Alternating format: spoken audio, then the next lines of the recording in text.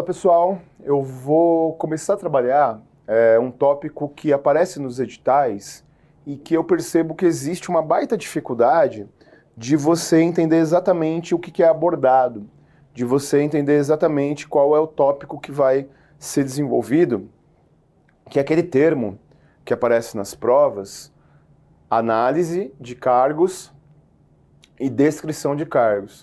O que é isso? Qual que é a abordagem? O que, na verdade, é executado? Então, vamos lá. Vamos trabalhar descrição de cargos e carreiras. E é exatamente isso. Então, isso é abordado em prova. Existem provas que estão começando a abordar isso dentro de gestão de pessoas. E eu tenho essa aula, esse tópico que eu vou desenvolver com você, tem o objetivo de você entender qual é a abordagem, tem o objetivo de você entender exatamente qual que é ali a forma de abordar. Só para a gente esclarecer, vamos pegar um exemplo da educação, que é a carreira que eu trabalhei, que é a carreira que eu fui servidor, para você entender. Então aqui existe a carreira da educação. Essa é a carreira. E dentro da carreira da educação, existe o cargo. Eu não vou falar de secretário, chefe de gabinete e tudo mais, eu vou falar dos cargos de escola. Existe o cargo de diretor, existe o cargo de supervisor pedagógico, existe o cargo de secretário de escola, existe o cargo de assistente técnico educacional, que é, na verdade, quem trabalha na secretaria, até um assistente técnico educacional 2, que é o BEDEL, a pessoa que cuida do aluno, e existe, lá no final, o professor. Então, na verdade, eu tenho uma carreira da educação, com 1, 2, 3, 4, 5, 6 cargos. A Constituição de 88, ela proíbe a transposição de cargo. Então, por exemplo, eu sou professor. Eu não posso ser transposto para diretor. Eu não posso ser transposto para supervisor pedagógico, que era o cargo que eu tinha. Então eu preciso prestar outro concurso, a não ser que seja um cargo de livre provimento, livre nomeação e livre exoneração dentre servidores. Então o meu cargo de professor fica congelado, eu viro secretário de educação. Aí é outra história. E aí, qual que é o problema? O problema é que existem gratificações para carreira. Existem atribuições para carreira e existem atribuições pro cargo. Então, nesse exemplo que eu estou dando, da área que eu trabalhei, no serviço público durante 13 anos, existe uma gratificação que chama-se gratificação de desenvolvimento educacional. Eu estou falando da educação de São Paulo para pegar exemplo de tudo que eu vou falar. E essa gratificação de desenvolvimento educacional é uma gratificação que é tipo um 14º salário que todo mundo recebe. Ou seja, uma gratificação de carreira. Agora, eu posso ter uma determinada atribuição ou gratificação do cargo. Perfeito? Então vamos lá, vamos desenvolver e vamos desenrolar. Eu queria inicialmente, quando a gente fala de cargo, descrição de cargo e carreira, pontuar uma coisa muito importante. Vem comigo. Quais são os interesses? Interesses não, né? Quais são? Podemos chamar de interesse. Quais são os interesses da administração pública? E a gente entendendo quais os interesses existentes na administração pública, a gente entendendo quais os interesses existentes dentro do serviço público, nós entendemos a questão da descrição de cargos e carreiras. Existe o interesse do órgão público, existe o interesse do órgão público, existe o interesse próprio que é o interesse do servidor público, e existe o interesse do outro. E quem é o outro? É todo mundo que não é nem o órgão público, nem o servidor.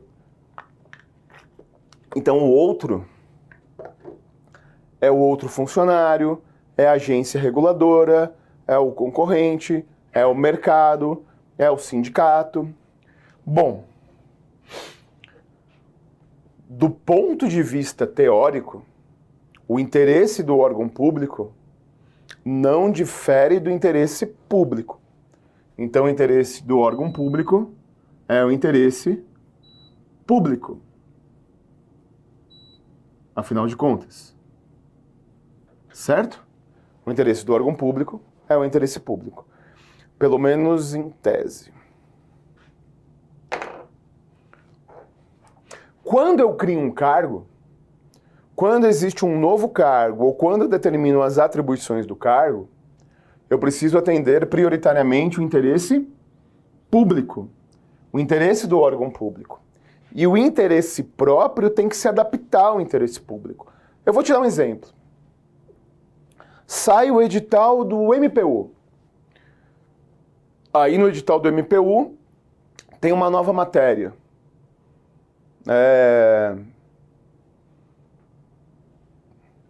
Banco de dados. Não cai nem informática para o MPU. Pelo menos na última prova do MPU nem teve informática. Mas vamos supor que os caras metam banco de dados. E aí, por que puseram banco de dados? Porque é o interesse do órgão público. É o interesse existente da instituição pública. E aí o candidato, você, tem que se adaptar, tem que se adequar, tem que estudar aquela matéria. Até porque se você não estudar essa matéria, você nem vai tomar posse, você nem vai iniciar exercício. Então é exatamente isso, né? O interesse da criação do cargo é o interesse público. E quais são os elementos, os insumos para um cargo? Quando um órgão público ele vai criar um novo cargo, quando o órgão público ele vai desenvolver um novo cargo, o que eu tenho que levar em conta? O que eu tenho que analisar? Então, quais os insumos para um cargo?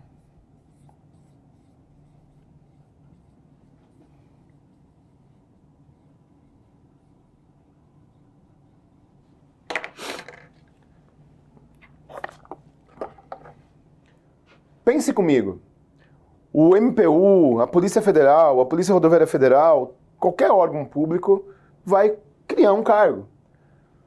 E na criação desse cargo, eu preciso determinar, afinal de contas, quais as competências que eu quero. Às vezes eu sei que você fica puto porque saiu uma matéria do edital.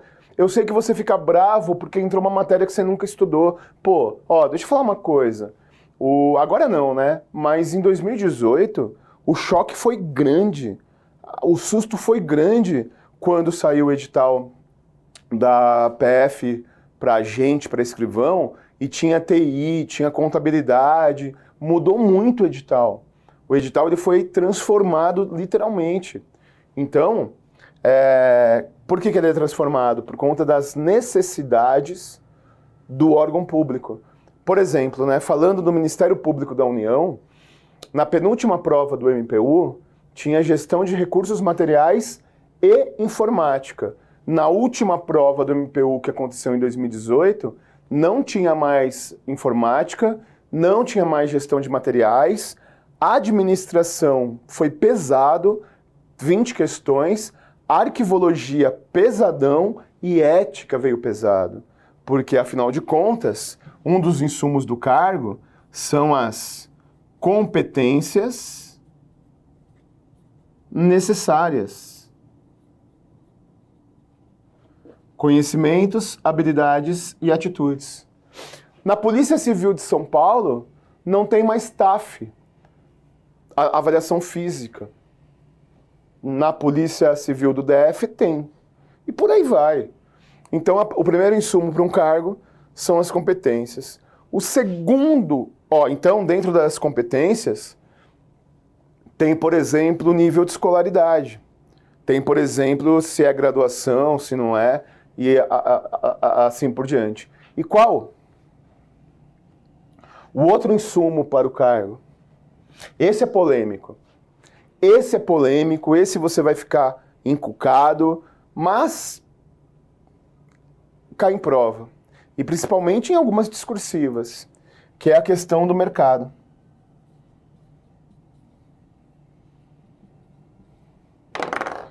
Eu vou te dar um exemplo bizarro. E esse exemplo bizarro vai fazer você entender o que eu quero dizer. Vamos supor que o serviço público precisasse abrir um concurso para Polícia Rodoviária Federal de pilotos de Fórmula 1 para dirigirem as viaturas. Porque precisa ser um cara muito rápido. Tá bom, então eu já sei o que eu preciso. Eu preciso de uma competência que é o cara ter habilidade em pilotar rapidamente carro de Fórmula 1. Beleza. É só comprovar a experiência anterior. Mas como que eu vou pegar esse cara no mercado? Como que eu vou convencer esse cara? Como que eu vou oferecer um salário, sendo que eu tenho que respeitar o teto de salário do STF, e trazer esse cara? O mercado não vai permitir. O mercado não vai deixar. O mercado não vai possibilitar. A não ser que eu pague um puta salário. Deixa eu dar um exemplo agora real. Deixa eu dar um exemplo agora da vida. Deixa eu dar um exemplo agora tangível e inclusive o que aconteceu comigo. Os professores universitários, eu durante 2 anos da minha vida tive paciência para dar aula em faculdade. Eu não tenho mais paciência. Por 2 motivos. O primeiro é porque eu gosto de grana e ser bem pago. O segundo é que eu não quero dar migué, né?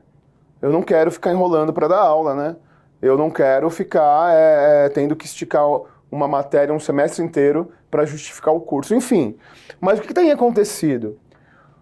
Os professores universitários estavam indo para as faculdades privadas, que pagavam mais. E aí o serviço público, o MEC, ele analisou a situação, alterou o plano de carreira dos professores universitários para continuar atraindo eles. Então o mercado também é um elemento necessário, também é um insumo do cargo. E finalmente, a questão da legalidade.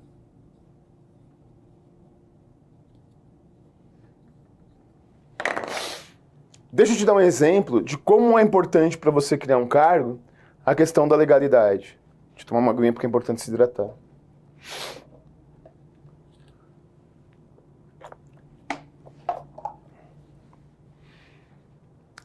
Foi criado um cargo na Prefeitura de São Paulo para agente de combate a endemias. Agente de combate a zoonoses, né? É um cargo para ficar jogando veneno para matar o mosquito da dengue. E esse cargo, ele é só masculino. Por quê? Porque eles justificaram que a natureza do cargo e a questão da dignidade no exercício da função. Então você precisa analisar também a legalidade. Nem sempre a questão de cargos ela foi como é hoje. Existem 3 abordagens para cargos. E essas 3 abordagens, na hora de criar um cargo, é o que vai cair na prova.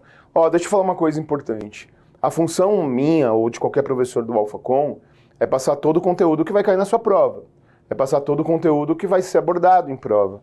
Mas o fato é que eu preciso saber o que mais cai. E eu preciso saber como cai. É para isso que você está aqui. É por isso que você assiste às aulas. É por isso que você acompanha o Resendão. Então, o que cai dentro de cargos? É óbvio que pode cair e vai cair a diferença entre cargo e carreira. Aproveite que quando eu estudava para concurso, eu fazia muito mapa mental. Eu fazia muito desenho mental. Então, justamente por fazer mapa mental, justamente para fazer esses desenhinhos de mapa mental, é que eu faço esses esqueminhas dando aula em quadro aqui, nesse esquema de matriz. Então, o que cai prioritariamente são as abordagens para a criação de cargos. E são 3 abordagens: clássica, humanística e contingencial. Então vamos lá, as abordagens na criação de avaliação e criação de cargos. Vem comigo. Abordagens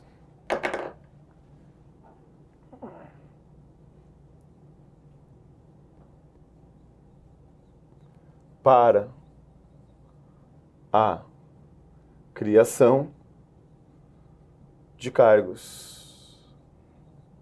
Começando pela abordagem clássica, humanística e contingencial.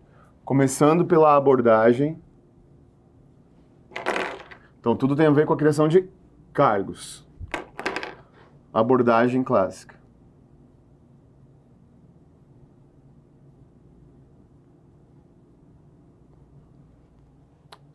A abordagem clássica, ela é muito influenciada por teóricos do início da administração moderna. A administração, ela sofreu uma grande mudança após a Segunda Revolução Industrial. Quando aconteceu a revolução da eletricidade, quando aconteceu no final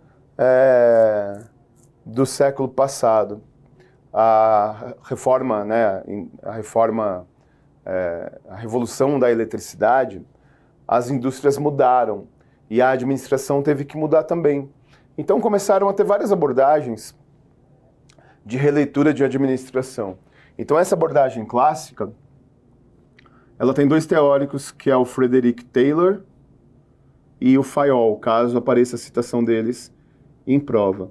E essa abordagem clássica de criação de cargos, ela parte de uma lógica bastante mecanicista. Ela parte de uma lógica bastante quadrada. E qual é essa lógica mecanicista? Qual é essa lógica bastante quadrada? É a lógica de que o melhor homem,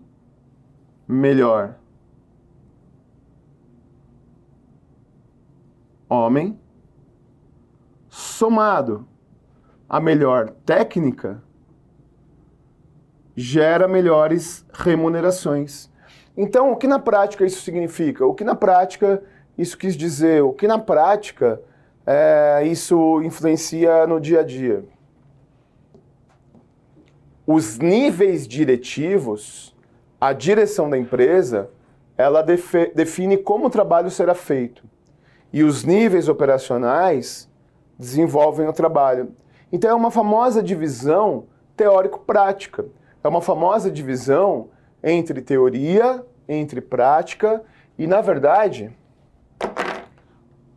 você tem uma visão simplista na criação de cargos. Qual que é a visão simplista?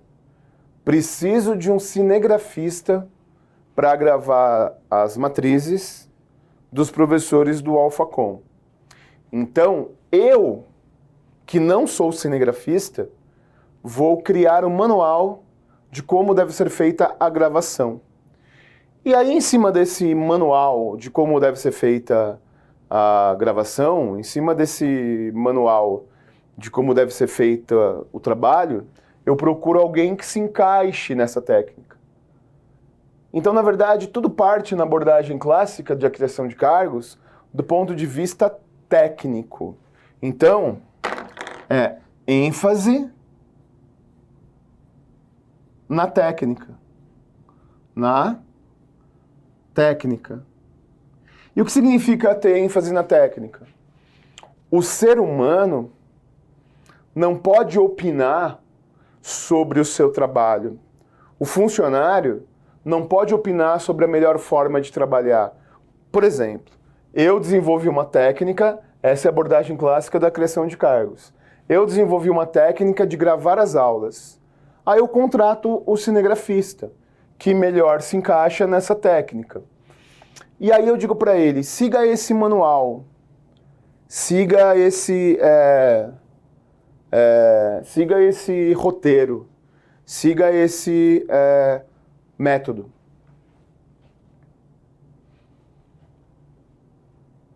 Mas você não vai opinar, você não vai empiricamente dar opinião, Porque a abordagem clássica da criação de cargos, ela sempre parte da técnica e nunca do empírico.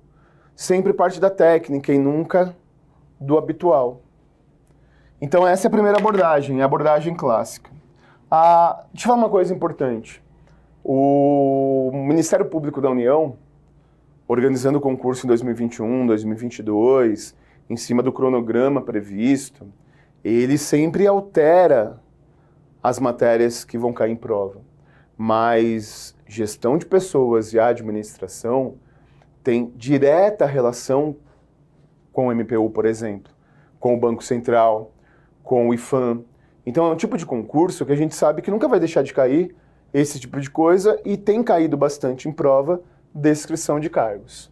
Então a segunda abordagem da criação de cargos é a abordagem humanística. Então aqui é tudo mecânico.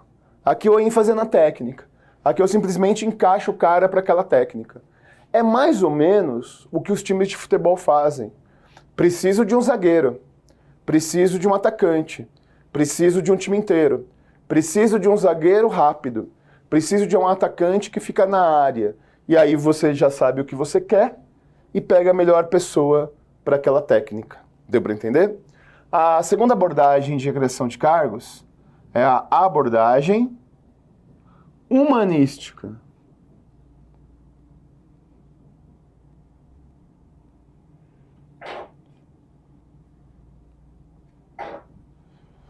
A abordagem humanística, ela é uma abordagem de criação de cargos que ela parte de outras premissas, ela parte de outras prioridades. E quais são os teóricos humanísticos? Quais são os teóricos que ajudam as empresas a terem uma abordagem humanística na criação de cargos? Rezendão, por que você está citando sempre os teóricos? Isso vai cair em prova? Eu preciso estudar a vida do Fayol e do Taylor. Sabe o que a FCC faz? No caso do MPU, por exemplo. Sabe o que a VUNESP faz? O que a FCC faz? Eles falam de criação de cargos, falam de abordagens e citam os teóricos. E é por isso que eu estou pontuando os teóricos para você se localizar. Então a abordagem humanística, ela é desenvolvida por Elton Mayo e por Maslow, que criou a pirâmide das necessidades. Então a abordagem humanística, ela parte da seguinte premissa: não é só grana, não é só técnica. Eu preciso incorporar, eu preciso compreender, eu preciso abraçar. Então as empresas, elas começam a entender que o funcionário, quando eu vou criar o cargo, é um ser social, é um ser que tem necessidades. Então ela entende o homem como um ser social. E a abordagem humanística, ela não deixa o cargo engessado, ela não deixa o cargo todo parado, ela não deixa o cargo para que não tenha margem de manobra. Aqui não tem margem de manobra. Aqui não tem conversa, meu irmão. Aqui é simplesmente aplica-se a técnica. Aplica-se a técnica. Aqui você tem apenas orientações do cargo.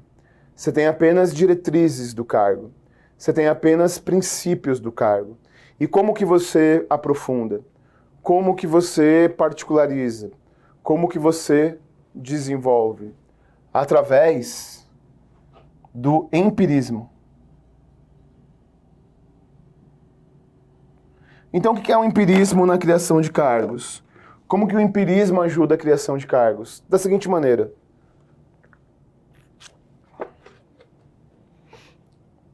Abordagem clássica. Eu defini como vão ser as gravações como essa de aulas do AlphaCon. E eu simplesmente contrato alguém que se adapta. Na abordagem humanística, eu dou as diretrizes de gravação. Eu dou as bases para a gravação. Mas aí, eu digo para a pessoa que vai trabalhar que ela pode opinar, que ela pode sugerir, que ela pode desenvolver competência. Você sabe que a abordagem humanística, ela foi desenvolvida pela Volkswagen na Alemanha desde os anos 60. E tem uma história clássica de abordagem humanística, que era a Kombi. Os caras mudaram o teto da Kombi, mudaram o desenho do teto da Kombi. E aí, mudando o teto da Kombi, mudando a estrutura da Kombi, eles não conseguiam resolver um problema de infiltração. Eles não conseguiam resolver um problema de infiltração de água. E os engenheiros não conseguiam resolver o problema. Eles não conseguiam solucionar o problema. Até que um cara que era um peão, até um cara que dobrava placa, peça, ele falou, olha, dobra ali que dá certo. E aí deu certo. Então, na verdade, era o empírico, era abordagem humanística, era abordagem voltada à colaboração pessoal. E, finalmente, a abordagem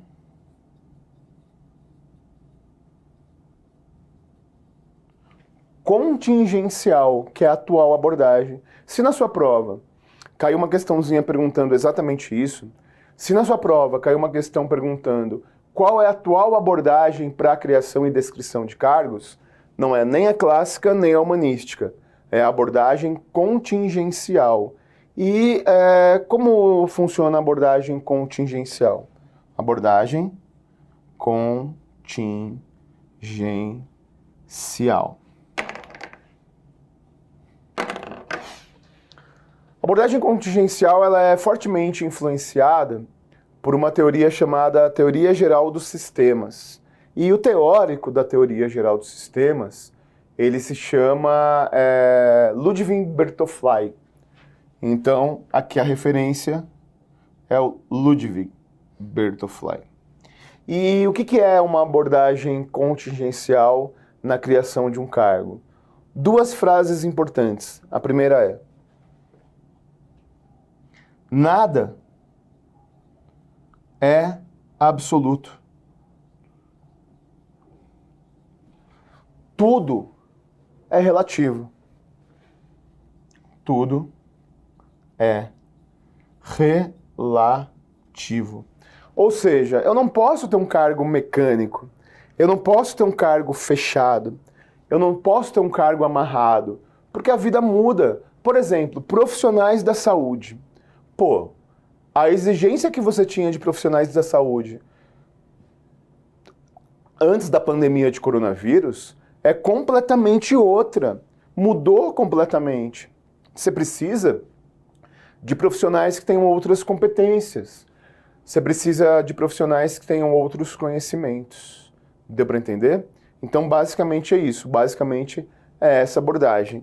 Nada é absoluto, tudo é relativo. E aí, uma questão importante. Variáveis externas determinam possibilidades internas. Determinam possibilidades internas. Perfeito? Então, como eu comentei com você, eu tenho trabalhado nessas aulas temas que são muito próximos. Trabalhei anteriormente a questão da gestão do conhecimento. Depois eu comecei a desenvolver com você um tópico chato, um tópico que está nos editais e ninguém sabe muito bem como é abordado, que é a descrição de cargos e carreiras. Vou trabalhar posteriormente educação corporativa, educação à distância e cultura organizacional. Mas essa parte de descrição de cargos eu finalizo aqui, essa parte eu termino aqui. Perfeito? Espero que você tenha entendido e posteriormente eu trabalho educação e cultura.